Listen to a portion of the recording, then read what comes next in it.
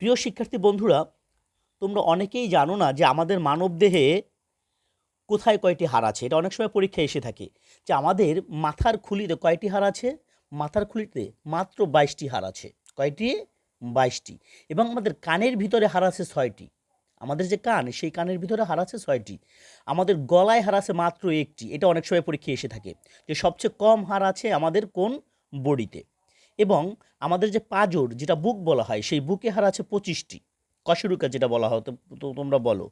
বুকের খাঁচায় হাড় আছে কয়টি? 25টি। এবং আমাদের মেরুদণ্ডে হাড় আছে 26টি। কয়টি? 26টি। এবং আমাদের হাতে হাড় আছে 64টি। সবচেয়ে বেশি হাড় আছে কোথায়? 64টি। এবং আমাদের পায়ে হাড় আছে 62টি। তোমাদের পরীক্ষায় বেশিরভাগই আসে সবচেয়ে কম হাড় আছে কোথায়? গলায়। এবং সবচেয়ে বেশি হাড় আছে কোথায়? হাতে। মোট কয়টি হাড় আছে বলো তো তোমরা, যে আমাদের এই মানব শরীরে মোট কয়টি হাড় আছে? ধন্যবাদ।